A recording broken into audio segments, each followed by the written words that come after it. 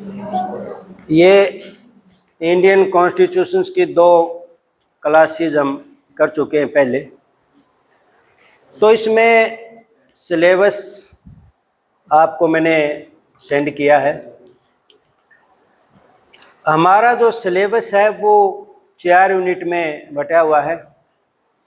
पहली यूनिट में है इंडियन कॉन्स्टिट्यूशन के फीचर्स और sources, fundamental rights, directive principles, fundamental duties.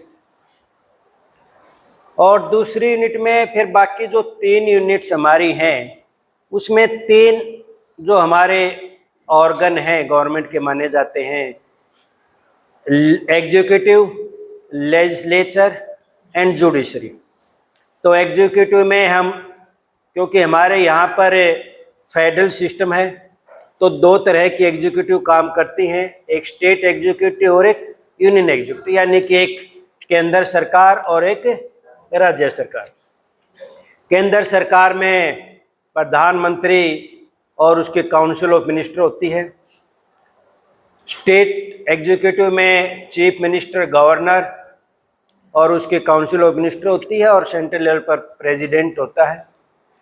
उसी तरह से लेजिस्लेचर हमारी, वो भी स्टेट लेजिस्लेचर अलग है जिसे हम राज्य विधान पालिका बोलते हैं, और केंद्र में जिसको हम संसद बोलते हैं, पार्लियामेंट, वो हमारी सेंट्रल लेजिस्लेचर है। और इसी तरह तीसरा जो पार्ट है वो हमारा जुडिशरी का है। जुडिशरी हमारी यूनिटी है, वो स्टेट और सेंटर में बटी हुई नहीं है, वो पूरी तरह से ऊपर से कंट्रोल होती है, यानी कि सुप्रीम कोर्ट के अधीन पूरी जुडिशरी काम करती है। राज्यों में स्टेट जो है हाई कोर्ट जो बनाए गए हैं, और उसके अलावा फिर डिस्ट्रिक्ट लेवल पर डिस्ट्रिक्ट कोर्ट बनाए गए। तो हम 3 जो हमारे अंग हैं उनके बारे में अलग अलग यूनिट में डिटेल में पढ़ेंगे। और हमारा यहाँ मुख्य प्रोविजन जो है, मुख्य जो संबंध है वो कॉन्स्टिट्यूशन में क्या प्रोविजन किए गए इनके बारे में, एक्चुअल में क्या कैसे फंक्शन करती हैं। क्योंकि ये बात ज़रूरी नहीं है कि जो कॉन्स्टिट्यूशन में लिखा हो उसी तरह से काम करें, क्योंकि कॉन्स्टिट्यूशन में तो बहुत अच्छी अच्छी बातें लिखी गई हैं कि हमें बहुत सारे फंडामेंटल राइट्स दिए जाएंगे और सभी के साथ समानता का व्यवहार किया जाएगा, सभी के जीवन स्तर को बेहतर बनाया जाएगा। लेकिन एक्चुअल में वो बातें देखने को नहीं मिलती। एक्चुअल में करप्शन भी है, बेईमानी भी है, भेदभाव भी है, सारी चीज़ें हमें देखने को मिलती है एक्चुअल में। हालांकि हमारा यहाँ जो सिलेबस होता है इंडियन कॉन्स्टिट्यूशन का, उसमें जो मुख्य फोकस होता है वो होता है कॉन्स्टिट्यूशन में क्या प्रोविजन है। एक्चुअल में क्या है वो हम पॉलिटिकल सिस्टम में पढ़ते हैं। जब हम पॉलिटिकल सिस्टम पढ़ते हैं तो हम देखते हैं कि कॉन्स्टिट्यूशन में क्या है और एक्चुअल में क्या हो रहा है, इसमें डिफरेंस भी देखने को मिलता है। तो हम दोनों चीज़ें इसी में कवर करेंगे। हम उसको क्रिटिकली ढंग से भी देखेंगे, हम उसको क्रिटिकली इवेल्युएट भी करेंगे कि किस तरह से कोई सिस्टम जो है फंडामेंटल दिए गए हैं, लेकिन कहाँ उनका उपयोग हो रहा है, कहाँ यूज होता है, सरकार की अथॉरिटी का कहाँ मिस यूज होता है, हम उसको भी साथ साथ में डिस्कस करेंगे। तो इन बातों पर आने से पहले जो हमने शुरुआत की थी वो की थी कि हमारा कॉन्स्टिट्यूशन हम बनने का देखें, हमारा कॉन्स्टिट्यूशन कैसे बनाया गया, हमारे जो रिसोर्सेज और फीचर्स है ये कैसे डेवलप हुए। तो उसके लिए हम थोड़ा सा पीछे जाना चाहते हैं। और वो कहाँ से शुरू किया था हमने, कि अंग्रेजों ने जब यहाँ पर शासन करना शुरू किया। अब अंग्रेज जो यहाँ पर आए, ये मैंने पहले भी आपको बताया था, वो एक बिजनेसमैन के रूप में आए थे, व्यापार के रूप में आए थे। उन्होंने यहाँ से व्यापार करना था, यहाँ से कुछ सामान लेके जाना था, बेचना था अपने यूरोप में, जिसकी बहुत डिमांड रहती थी और जिससे उनको बहुत मुनाफा होता था। अंग्रेजों का शासन इस तरह से नहीं हुआ जिस तरह से पहले जो हम मेडाइवल हिस्ट्री या एंशिएंट हिस्ट्री में पढ़ते हैं, भाई मुगल आए या फिर तुर्क आए, उन्होंने हमला किया और यहाँ पर कब्जा के लिए अपना शासन जमा लिया। इस तरह से शासन अंग्रेजों का नहीं जमा यहाँ पर, बल्कि व्यापारी के रूप में आए। अपना व्यापार को प्रोटेक्ट करने के लिए उन्होंने कुछ अपने हथियारबंद दस्ते रखने शुरू किए, फिर ऐसे हालात बनते चले गए, यहाँ पर परिस्थितियाँ ऐसी हो गई कि औरंगजेब की मृत्यु के बाद मुगल साम्राज्य कमज़ोर हो गया, और कमज़ोर होने की वजह से अव्यवस्था सी फैल गई, और उसका उन्होंने फ़ायदा उठाया। उन्होंने ऐसा सोचा कि क्योंकि जब यहाँ पर व्यापार करते थे तो उनको टैक्स देना पड़ता था राजा को, तो उस टैक्स को भी बचाने के लिए तो उन्होंने उससे लड़ाई में इंटरफेयर करना शुरू कर दिया, और ऐसे हालात बनते चले गए कि धीरे धीरे वो पॉलिटिक्स में इन्वॉल्व हो गए, लड़ाइयों में इन्वॉल्व हो गए, और अपने ज़्यादा मजबूत होते चले गए, और यहाँ के शासकों को उन्होंने अपने अधीन कर लिया, और धीरे धीरे फिर वो यहाँ के शासक बन गए। दो लड़ाई जो हमने बताई थी, महत्वपूर्ण लड़ाई थी, कौन कौन सी थी? एक तो बैटल ऑफ प्लासी, और दूसरा बैटल ऑफ बक्सर। ये दो लड़ाई थी जो महत्वपूर्ण थी, जो बैटल ऑफ प्लासी 1757 में और बैटल ऑफ प्लासी बक्सर 1764 में। तो इसके बाद ही हम मानते हैं कि अंग्रेजों का यहाँ पर शासन शुरू हुआ। वैसे तो व्यापारी के रूप में तो अंग्रेज बहुत पहले आ गए थे, पुर्तगाली आ गए, फिर 1600 के आसपास इन्होंने अपनी फैक्ट्री लगा ली थी अंग्रेजों ने, ईस्ट इंडिया कंपनी जो आई थी, तो बहुत पहले आ गए थे। लेकिन अंग्रेजों का जब शासन की शुरुआत की बात करते हैं कि अंग्रेजों का शासन कब से शुरू हुआ, तो हम इन लड़ाइयों के बाद मानते हैं कि इसके बाद पहले बंगाल में, और बंगाल के बाद फिर मद्रास में, बम्बई में, हर जगह फैलता चला गया था। तो ये तो था शासन जो था, जो गवर्नेंस थी वो ईस्ट इंडिया कंपनी की। अंग्रेज तो थे लेकिन ब्रिटिश सरकार नहीं थी इन्वॉल्व उसमें। तो ये शुरुआत हुई थी ईस्ट इंडिया कंपनी के। अगर हम डायरेक्ट कहें कि डायरेक्ट अंग्रेजों का शासन, यानी कि इंग्लिश गवर्नमेंट का, ब्रिटिश गवर्नमेंट का या ब्रिटिश पार्लियामेंट का कंट्रोल डायरेक्ट कब से शुरू हुआ, तो वो माना जाता है 1858 से, 1857 की क्रांति के बाद। क्योंकि 1857 की क्रांति के बाद हम देखें कि ईस्ट इंडिया कंपनी को भंग कर दिया था और इन्होंने डायरेक्ट कंट्रोल पूरे भारत का अपने अधीन ले लिया था। उसके बाद फिर अंग्रेजों के अधीन रहे थे।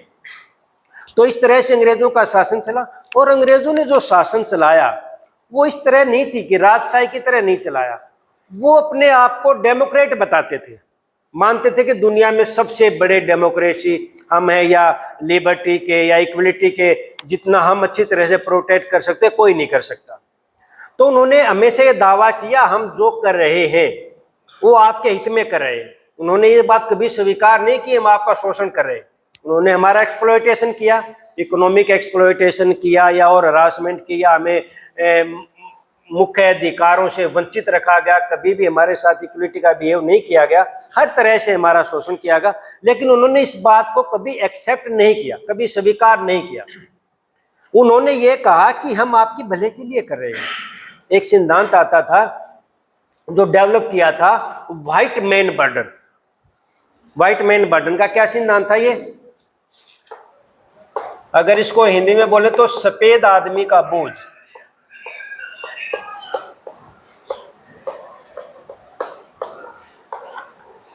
उन्होंने जो पली देते थे, जो वो आर्गुमेंट करते थे, वो ये कहते थे कि ये तो हमारे ऊपर बोझ है जो हम आपका शासन कर रहे हैं। व्हाइट मैन यानी कि वो गोरे लोग थे, एशियन अफ्रीकी लोगों को काले लोग कहते थे।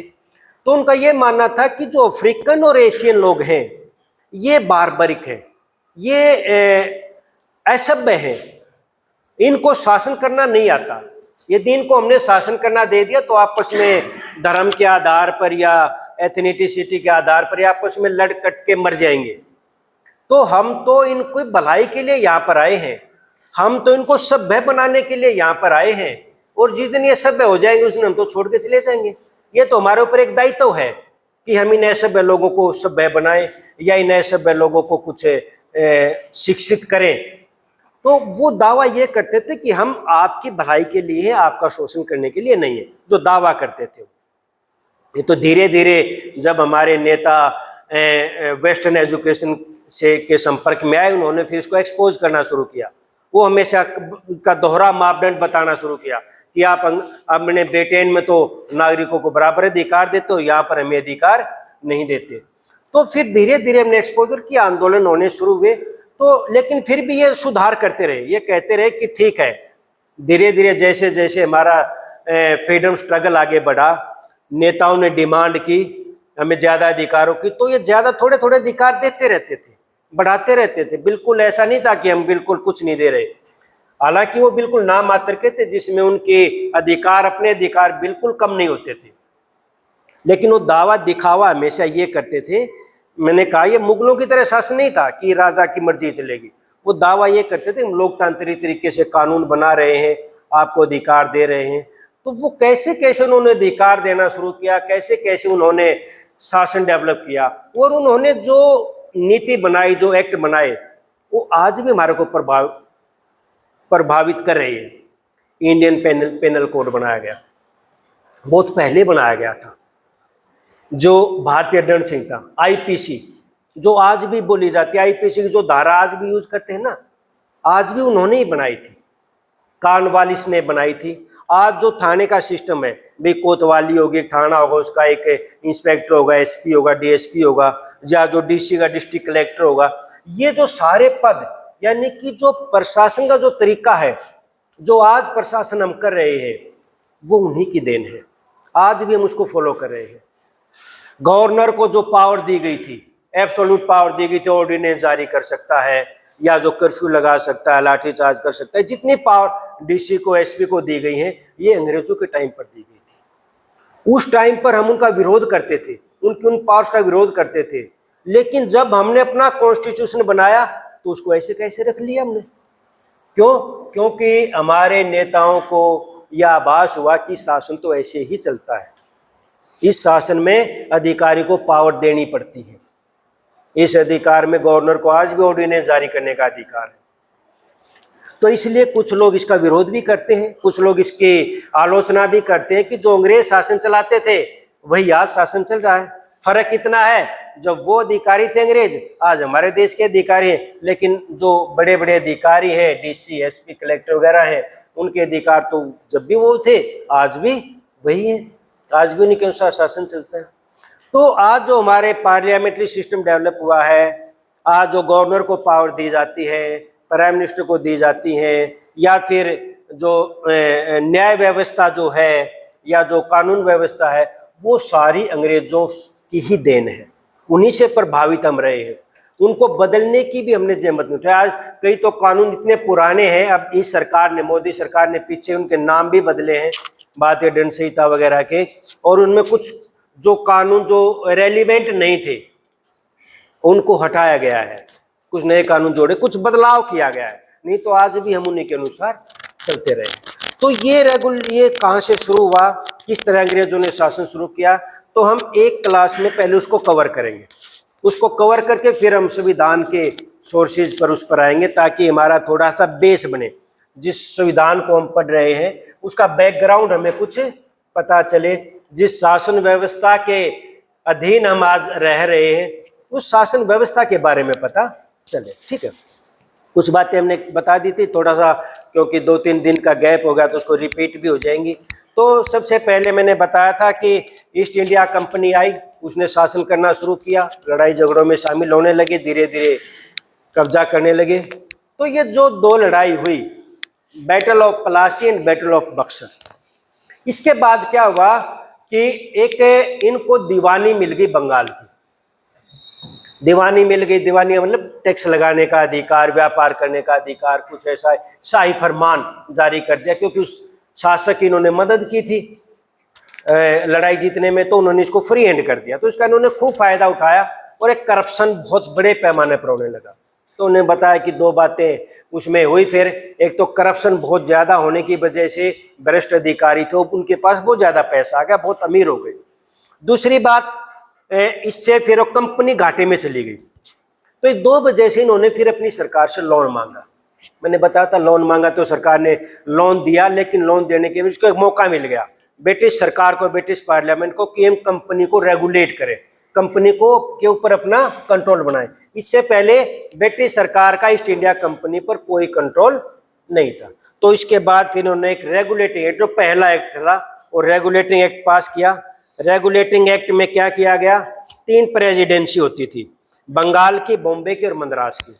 मैंने कहा था कि इनका शासन समुद्र तट से ही शुरू हुआ था, क्योंकि व्यापार उन्होंने वहीं से शुरू किया था। दिल्ली में तो बहुत बाद में आए थे, दिल्ली में तो 1911-12 में थे। पहले इनकी राजधानी भी जो इन्होंने बनाया था कलकत्ता को बनाया था। 1911 में फिर दिल्ली को शिफ्ट किया था, वहाँ से विद्रोह के वहाँ ज़्यादा विद्रोह होने लगे थे जब बंगाल में, क्योंकि आपने देखी हो कि पहले जो आंदोलन हुए थे स्वतंत्रता के आंदोलन, वो बंगाल में ही हुए थे। बंग आंदोलन, वो बाल गंगाधर तिलक वगैरह थे जिन्होंने बंगाल के विभाजन के खिलाफ हुआ था, तो वहीं से शुरुआत हुई थी। तो इन्होंने फिर वहाँ ज़्यादा अनरेस्ट होने लगा तो इन्होंने दिल्ली में राजधानी को शिफ्ट किया था बाद में, ठीक है। तो 3 प्रेसिडेंसी होती थी, बॉम्बे, मद्रास और बंगाल। तो एक तो बंगाल की प्रेसिडेंसी का गवर्नर, तीनों के अपने अपने गवर्नर होते थे। तो बंगाल के गवर्नर को नाम दे दिया governor general, governor general of Bengal. और मद्रास और बॉम्बे प्रेसिडेंसी उसके अधीन कर दी। एक किस्म से इन्होंने ये किया, पहले डिसेंट्रलाइजेशन था, अब सेंट्रलाइज करने लगे, यानी कि एक अधिकारी के अधीन करने लगे। जो भी ब्रिटिश ईस्ट इंडिया कंपनी का जो भी उसकी फैक्ट्रीज वगैरह थी, जो भी उनका कंट्रोल हुआ था, उसको सेंट्रलाइज करना शुरू किया। तो बंगाल के गवर्नर जनरल को गवर्नर जनरल का नाम दे दिया। और पहले गवर्नर जनरल ऑफ बंगाल बने वारेन हेस्टिंग्स, ठीक है। तो बंगाल का पहला गवर्नर जनरल बने वारेन हेस्टिंग्स।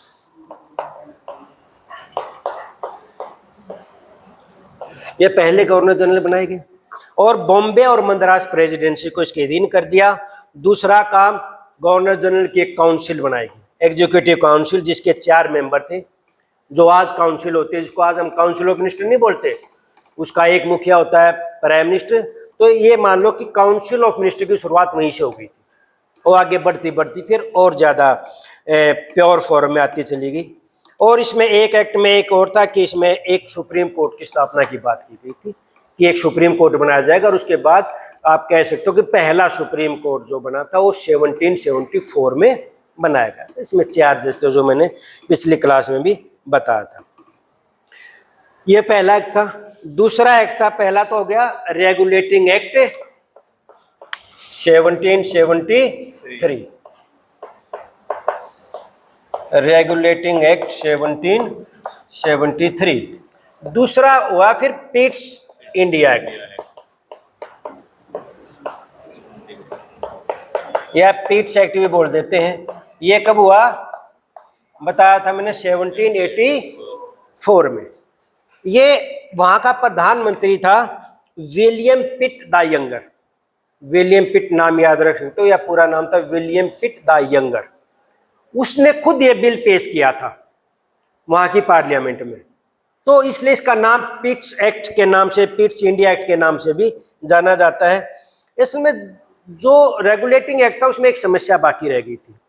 सुप्रीम कोर्ट बना दिया तो सुप्रीम कोर्ट की कुछ पावर है, और गवर्नर जनरल बना दिया उसकी भी कुछ पावर है। अब इनकी पावर्स में क्लैश होने लगे आपस में कि कौन से की पावर किस क्षेत्र में क्या होगी। तो उसको दूर करने के लिए एक तो ये एक्ट बनाया गया था, और दूसरा जो ईस्ट इंडिया कंपनी की टेरिटरी बढ़ती जा रही थी, लॉर्ड क्लाइव, लॉर्ड डलहौजी, कई लॉर्ड क्लाइव नहीं, वारेन हेस्टिंग्स वगैरह जो शुरू में थे, इन्होंने और एरिया को कब्जा करना शुरू कर दिया था। यानी कि इनकी टेरिटरी बढ़ती जा रही थी, तो उसको कंट्रोल करना था। इसका एक मेन प्रोविजन जो है वो ये था कि इसमें डुअल सिस्टम शुरू किया गया। पहले था बोर्ड ऑफ डायरेक्टर्स, यानी कंपनी के डायरेक्टर सारा कंट्रोल करते थे। अब इन्होंने 2 हिस्से बना दिए। वो क्या क्या बना दिए, एक तो बोर्ड ऑफ कंट्रोल, एक तो बनाया बोर्ड ऑफ कंट्रोल, और दूसरा बनाया बोर्ड ऑफ डायरेक्टर्स।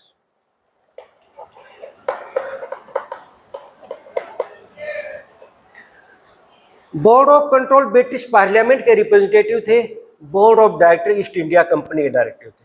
तो इसमें हम एक बात समझ में आनी चाहिए तुम्हें, ईस्ट इंडिया कंपनी और ब्रिटिश पार्लियामेंट के बीच में एक सहमति चल रही थी। यानी कि धीरे धीरे British parliament east India company को कंट्रोल करना शुरू कर दिया था। वो एक कंपनी थी।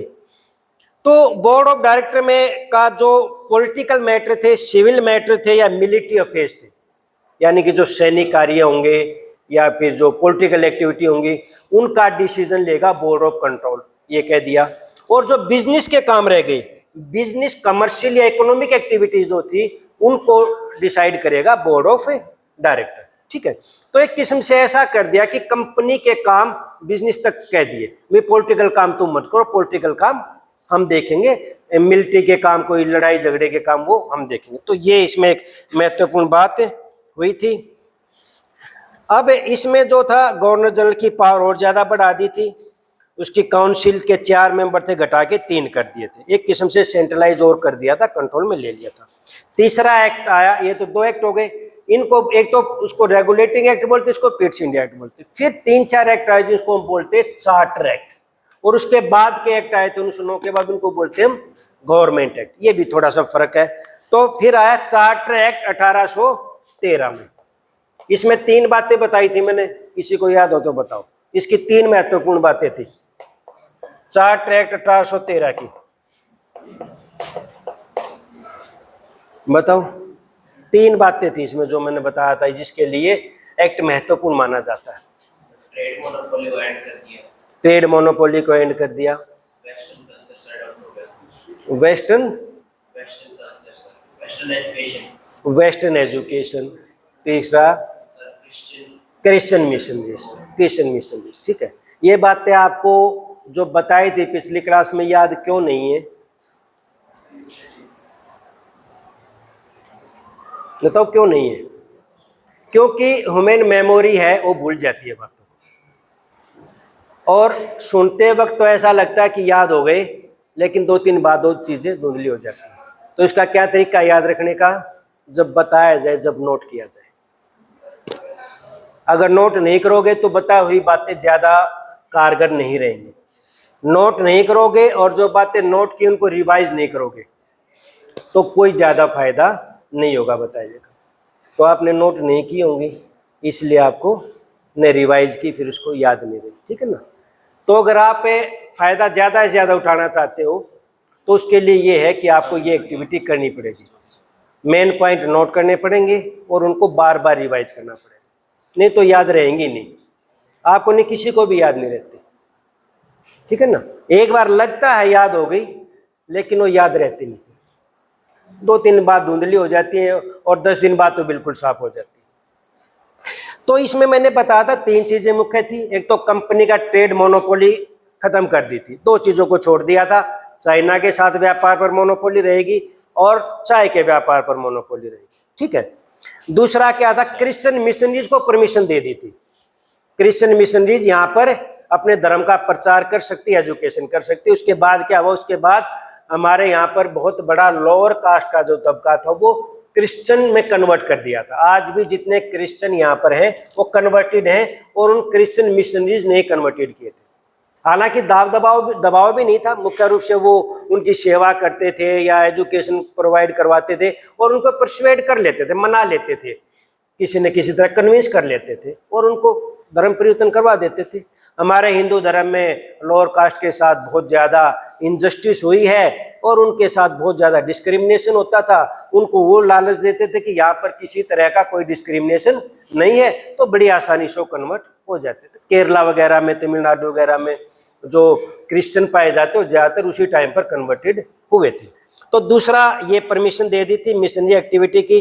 तीसरा, पहली बार एजुकेशन को प्रमोट करने के लिए 1 लाख रुपया सालाना देने की बात की गई थी।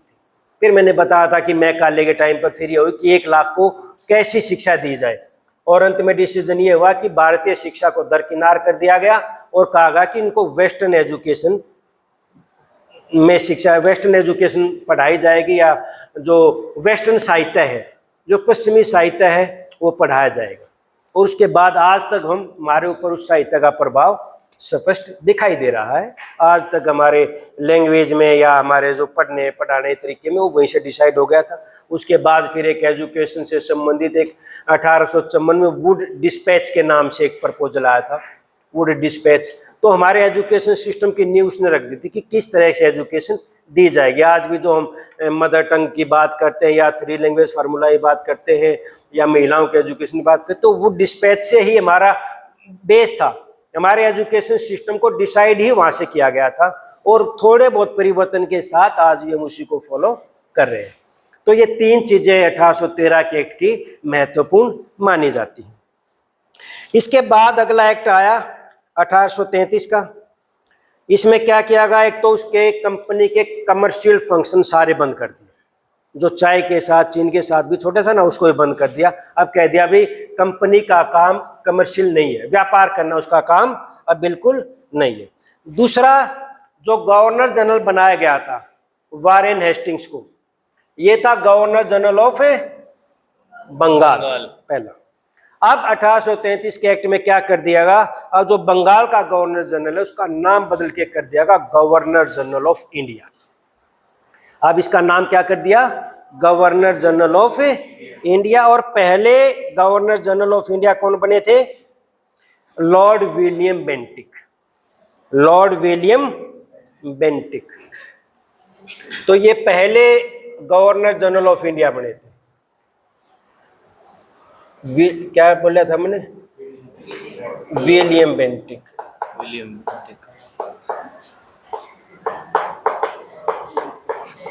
विलियम बेंटिक पहले गवर्नर जनरल ऑफ इंडिया बनाए गए। तो एक किस्म से सेंट्रलाइज किया गया। अब ये कहा गया कि पूरे इंडिया का शासन जो है वो उनके अधीन है। और इसमें लॉ कमीशन बिठाया गया और लॉर्ड मैकाले को उसका अध्यक्ष बनाया गया और लॉ को कोडिफाई किया गया। जो आज छोटी छोटी धारा है ना, ये आईपीसी की धारा, ये सबूत माना जाएगा, इसकी ये सजा होगी, ये सबूत मान्य नहीं होगा, ये नहीं होगा, वो सारा जो आईपीसी तैयार की गई, जिसको हम इंडियन पिनल कोड बोलते हैं, वो उस एक्ट के बाद ही बनाई गई थी। ठीक है, 1833 के एक्ट के बाद ही बनाई गई थी।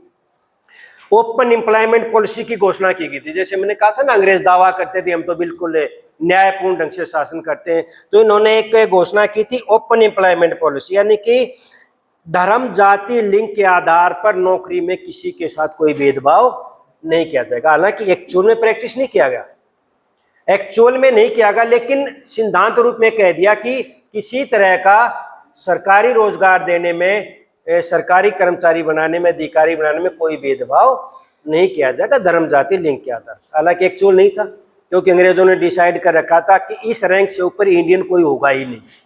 सेना में भी था, 1857 के बाद खासकर कर दिया था, क्रांति के बाद, कि बड़ा अधिकारी सेना का कोई भी इंडियन नहीं होगा। सिविल सर्विसेज में भी ऐसा ही कर दिया था, बड़ा अधिकारी इंडियन नहीं था। सिविल सर्विस की परीक्षा आगे देखेंगे वो कि शुरू की गई थी और इंडियन ने भी पास करने शुरू कर दिया था, लेकिन बहुत कम होते थे, रेयर होते थे। तो 1833 के एक्ट में तो यही था, उसके कमर्शियल फंक्शन बंद कर दिए। और दूसरा जो था, गवर्नर जनरल इंडिया बना दिया, एक लॉ कमीशन की स्थापना की गई थी। ठीक है, अब उसके बाद आता 1853 का एक्ट, चार्टर एक्ट 1853, 1833 का आया और उसके बाद 1853। इस एक्ट में क्या क्या मेन बातें थी? इस एक्ट में सबसे पहली शुरुआत की गई थी कि लेजिस्लेटिव और एग्जीक्यूटिव को, याद रखना ये बातें जीके में कई बार पूछी जाती हैं, एग्जीक्यूटिव और लेजिस्लेचर को अलग किया गया। अब से पहले उसकी एक काउंसिल होती थी, वही कानून बनाती थी, वही कानून लागू करती थी, यानी कि एग्जीक्यूटिव और लेजिस्लेटिव काउंसिल एक ही थी पहले गवर्नर जनरल की।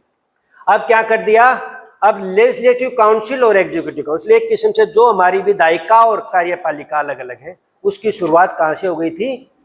1853 के चार्टर एक्ट से। इसमें दो अलग अलग बना दिए थे कि एग्जीक्यूटिव काउंसिल एडमिनिस्ट्रेटिव मैटर देखेगी और लेजिस्लेटिव काउंसिल जो हो लॉ मेकिंग का काम करेगी। ठीक है, लेजिस्लेटिव काउंसिल को बढ़ाया गया, 6 नए मेंबर उसमें जोड़े गए।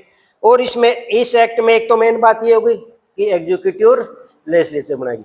दूसरी मेन बात इसने की गई कि open competition for civil services, open competition for civil services, और नाम दिया गया उसको ICS, इंडियन सिविल सर्विस। आज भी हम इंडियन सिविल सर्विस बोल देते हैं। जो UPSC की तुम तैयारी भी करते होगे, जिसमें IAS IPS की जॉब होती है, जो एग्जाम लिया जाता है, ओपन कंपटीशन था। तो इसकी शुरुआत जो है इस एक्ट से की गई थी। इस एक्ट में ये कहा गया था कि ओपन कंपटीशन होगा सिविल सर्विस एग्जाम के लिए, और सिविल सर्विस एग्जाम होने लगा। आज इन्होंने जो उसको पहले पद बोला जाता था कलेक्टर का पद, डिस्ट्रिक्ट कलेक्टर, क्योंकि उसका मेन काम टैक्स कलेक्ट करना होता था, क्योंकि उनका मुख्य फोकस किस पर था, इसी पर था, ज़्यादा से ज़्यादा आमदनी के साधन है। आज भी कई स्टेटों में कलेक्टर बोल देते हैं, तो अब इसको डीसी बोल देते हैं, जो डिस्ट्रिक्ट, हाँ जब डिप्टी कमिश्नर नाम दे देते हैं उसको, ठीक है। तो ये जो पद था, जो आज सिस्टम चला हुआ, आज आईएएस को जो जितनी ज़्यादा पावर दी गई है, वो पावर वहीं से ऐसे की ऐसे चली आ रही। अंग्रेजों ने जो अपने आईसीएस को जितनी पावर दी थी, आज भी आईएएस को उतनी पावर दी जाती।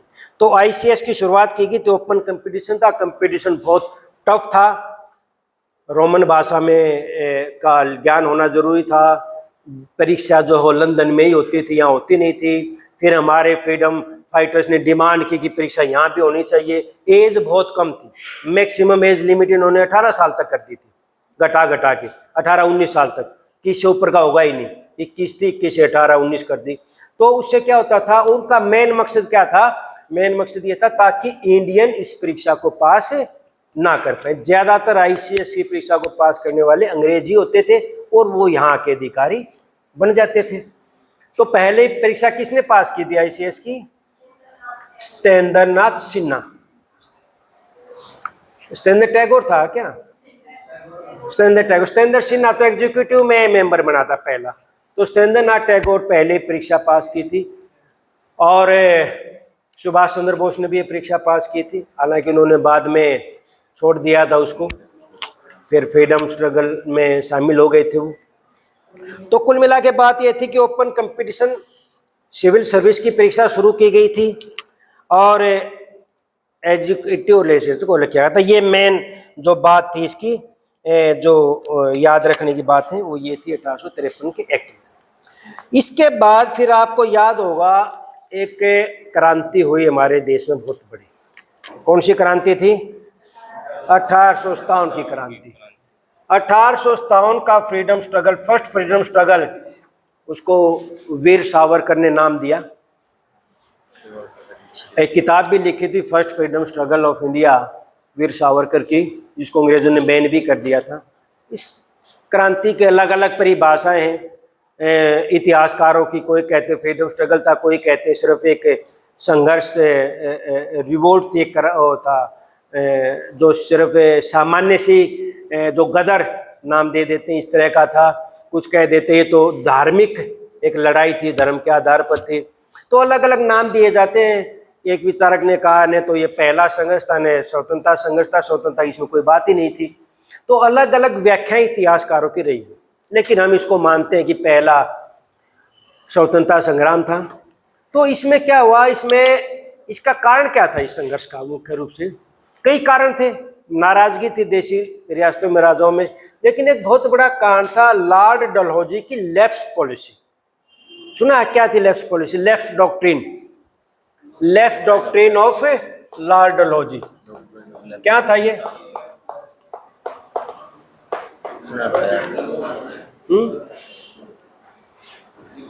बता सकता कोई? नहीं?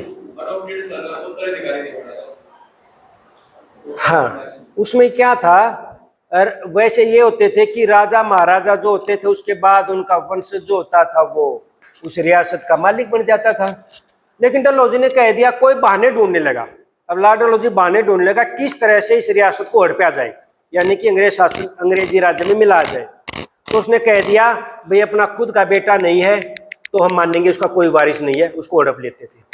किसी को कह दिया यहाँ का राजा जो है ना वो अच्छी तरह शासन नहीं चला रहा, इसको शासन चलाना नहीं आता, तो उस बहाने से उसको हड़प लिया। तो इस तरह राजाओं में बहुत ज्यादा नाराजगी हो गई और वो धीरे धीरे अंग्रेजों के खिलाफ हो गए। वो ज्यादा खिलाफ नहीं थे अंग्रेजों के, क्योंकि उनको तो अपनी रियासत से मतलब था और अंग्रेजों से वो लड़ना भी नहीं चाहते थे, क्योंकि अंग्रेज ज्यादा ताकतवर जब तक हो चुके थे। झांसी की रानी, झांसी की रानी का भी प्रयास यही था कि किसी तरह उसके गोद लिए हुए बेटे को वारिस मान लिया जाए, लेकिन डलहौजी ने उस बात को नहीं माना, तो वो भी खिलाफ हो गई। तो इसी तरह सारे राजा महाराजा खिलाफ हो गए और इस वजह से एक बहुत बड़ी क्रांति हुई। जो छोटी सी धर्म के आधार पर चली थी, कारतूस, उसमें गाय की चर्बी लगी होती थी और उसको मुंह से खोलना होता था। तो हिंदू धर्म में माना जाता है कि गाय का मांस अगर मुंह में चला गया तो बहुत ज़्यादा धर्म भ्रष्ट हो गया। तो मंगल पांडे का नाम आता है कि उसने वो राइफल चलाने से मना कर दिया और एक अपने अधिकारी को गोली भी मार दी। तो बढ़त गई क्रांति, धीरे धीरे पूरे देश में फैल गई। और उस टाइम पर मुगल शासक, अंतिम मुगल शासक था बहादुर शाह जफर, बहुत बुजुर्ग हो चुके थे। उन्होंने उसको अपना नेता बना लिया और नेता बनाकर लड़ाई शुरू की, लेकिन धीरे धीरे आंदोलन को, क्रांति को दबा दिया गया। तो क्रांति धीरे धीरे खत्म हो गई। लेकिन उसके बाद अंग्रेजों ने विश्लेषण किया, भाई वजह क्या है कि किस वजह से इतनी बड़ी क्रांति हुई। कोई तो हमारी शासन व्यवस्था में कमी रही होगी। तो इन्होंने बहुत सारी पॉलिसीज में बदलाव किया। एक तो इन्होंने कह दिया कि जो लेफ्ट डॉक्ट्रिन ऑफ डलहौजी था उसको बंद कर दिया। अब हम किसी देशी रियासत को नहीं हड़पेंगे या नहीं मिलाएंगे। जो मैंने बताया था कि आज़ादी के समय पर भी हमारे देश में लगभग 550 रियासतें थी, वो इसलिए थी उसके बाद किसी रियासत को हड़पा नहीं गया, उनको छोड़ दिया गया। सुजरेनिटी जो थी, कंट्रोल जो था, अंग्रेजों का ही था, लेकिन राजा महाराजा अपना शासन चलाते थे। अंग्रेज उनसे लगान ले लेते थे, पैसा ले लेते थे और अंग्रेजों की हमेशा लॉयल रहे हो, हमेशा अंग्रेजों की उन्होंने मदद की। कोई भी विद्रोह को दबाने में अंग्रेजों की वो मदद करते थे। तो ये क्रांति के बाद एक एक्ट पास किया गया, बहुत बड़ा एक्ट, और जिसको बोला गया गवर्नमेंट ऑफ इंडिया एक्ट। इससे पहले के क्या थे? Charter act. तो उस एक्ट को नाम दिया गया गवर्नमेंट ऑफ इंडिया एक्ट 1858। उसमें क्या क्या बदलाव किए गए? सबसे पहला बदलाव किया गया, कंपनी का रूल बिल्कुल खत्म कर दिया। अब कंपनी का नामो निशान भी नहीं रहेगा। ईस्ट इंडिया कंपनी अब नहीं रहेगी। अब क्या कर दिया?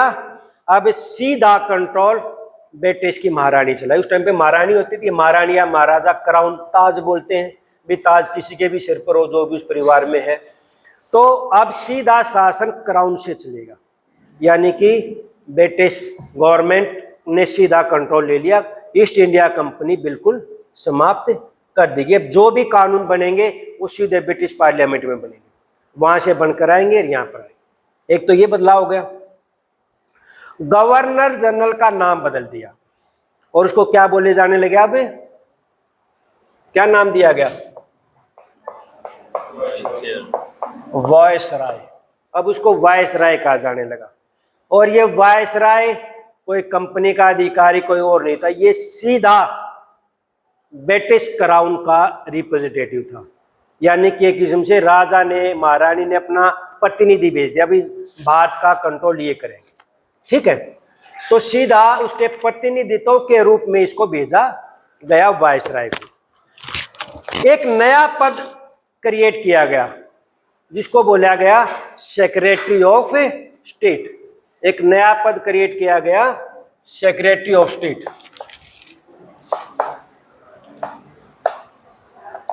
ये जो पद था, ये कोई एक व्यक्ति था जो ब्रिटिश गवर्नमेंट में कैबिनेट का मंत्री होता था। जैसे हमारे यहाँ मंत्री होते हैं ना बहुत बड़े, उसका काम था भारत के प्रशासन को देखना। तो सेक्रेटरी ऑफ स्टेट का पद क्रिएट किया गया और वायसराय को सीधा रिप्रेजेंटेटिव बनाया गया। अब आगे जो भी एक्ट आए, जैसे आप आगे देखो 1909 में, 1919 में, तो आप देखते हो कि दो नाम इकट्ठे जुड़े होते हैं, मार्ले मिंटो, मोंटेस्क्यू, चेम्सफोर्ड। उसमें पहला नाम होता है सेक्रेटरी ऑफ स्टेट का और दूसरा नाम होता है वायसराय का। मतलब सबसे बड़ा अधिकारी एक तो कौन हो गया? सबसे बड़ा अधिकारी हो गया सेक्रेटरी ऑफ स्टेट। लेकिन वो यहाँ नहीं रहता था, वो कहाँ रहता था? लंदन में, ब्रिटेन में, क्योंकि वहां की कैबिनेट का मंत्री था वो। यहाँ सबसे बड़ा अधिकारी कौन था? वायसराय। तो यहाँ का प्रशासन, जो दिन प्रतिदिन का जो प्रशासन होता था, वो वायसराय चलाता था। लेकिन वायसराय जवाबदेह किसके प्रति होता था? सेक्रेटरी ऑफ स्टेट के।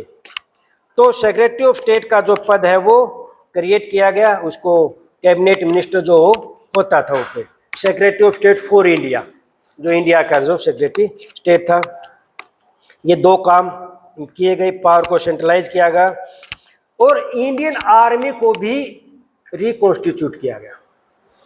उसमें उसके बाद अंग्रेजों ने नियम बना लिया कि इस पद से ऊपर, जैसे आप देखते हो कि पुराने टाइम के बड़े से बड़ा सेना का अधिकार आपको सूबेदार मिलता, ये सूबेदार था, मिलते ना उस टाइम के अंग्रेजों के टाइम के, क्योंकि उन्होंने कद बना दिया कि इस पद से ऊपर, इस रैंक से ऊपर सेना में कोई इंडियन जाएगा ही नहीं, ताकि जो कमांड देने की बात है, जो ऑर्डर देने की बात है, वो अधिकारी सारे अंग्रेज ही होंगे या यूरोपियन होंगे, यानी कि इंडियन कोई नहीं होगा।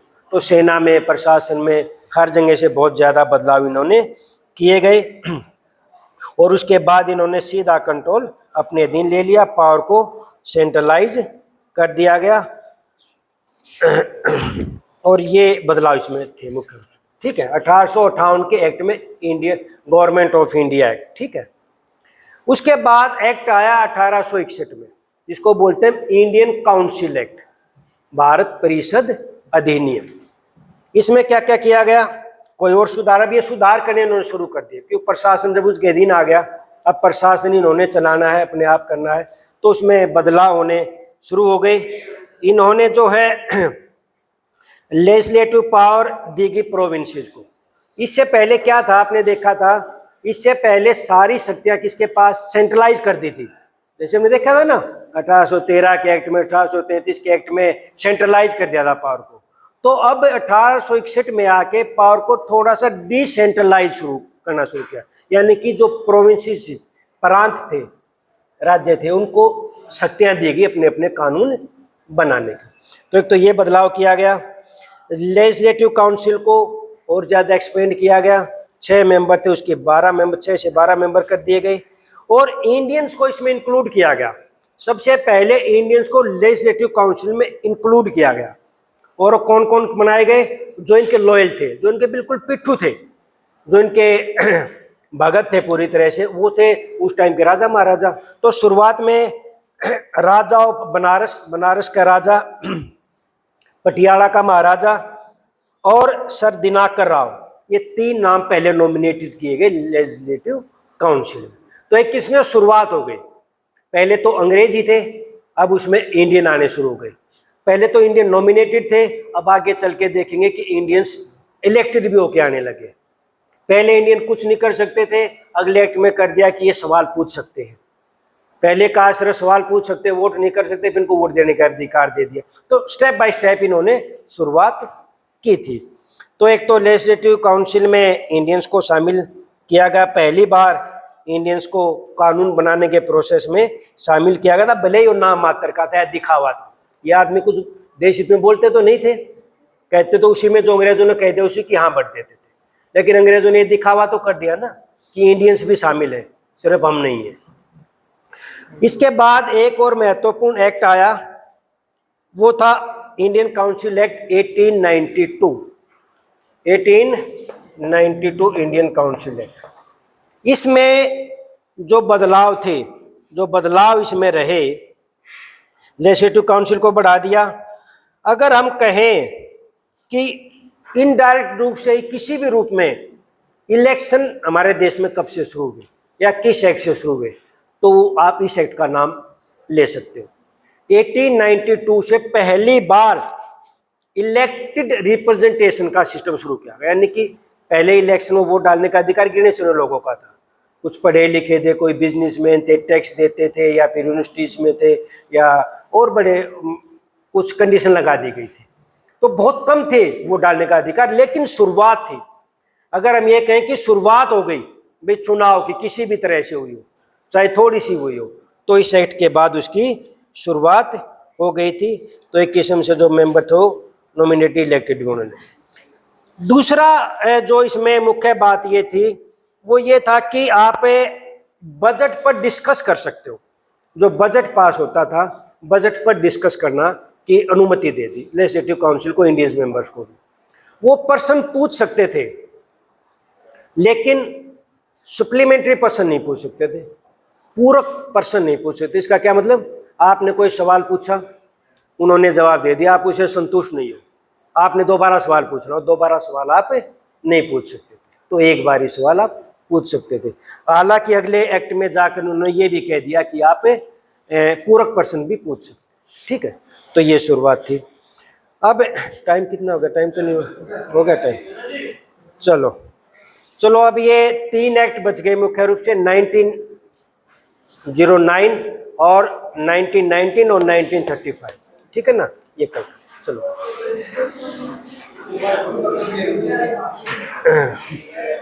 हैंग मार गया।